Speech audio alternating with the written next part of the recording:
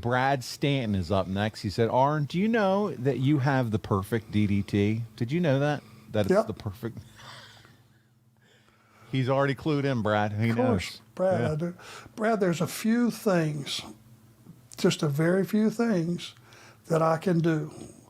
But what I try to do is put them where they go and do them well. I try not to do anything that I can't do well. So that limits me to about 5 or 6 things. And one of them is the DD freaking T. So there you go. I think so. The Spinebuster, the DDT. Gourd Buster. Gourd Buster, yeah. I mean, come on, top 3 right there. Yeah, I will lay a man down and stomp his brains out occasionally. And you also had the nice spike pile driver with Tully. That was beautifully executed. I think so. Yeah. You won't see me. You won't see me head scissoring and drop kicking and no Frankensteiners. Nothing. Nothing off the top. And that's okay. You didn't need to. And I think that's why you're the perfect coach for Wardlow. We'll move on. Up next is a question from Dre. He said, what was Arn's favorite town in South Carolina to wrestle in?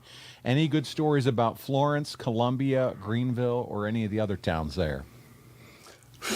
Well, I think you have to say just because of the big matches that have happened there and how supportive the fans have always been, Greenville's probably number 1. I would think Charleston is another great town. Florence, we didn't get to very often. That was one of those that's about 150 miles door to door for me, so down and back. I didn't spend a lot of time around the Florence area, just basically straight to the building and straight back to Charlotte. But let's see, what else we got? He said any good stories about Florence, Columbia, Greenville, or any of the other towns there? Well, you know what happened in Columbia. I don't know if it's a positive thing. Depends on how you look at it, but that was where my retirement was. That's right. Which will stand out and, is a moment in your career you never forget. It wasn't a positive thing, for sure.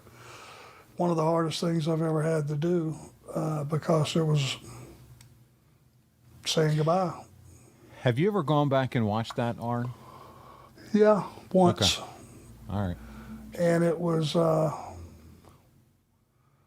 pretty emotional, to be honest with you, because again, nobody said anything.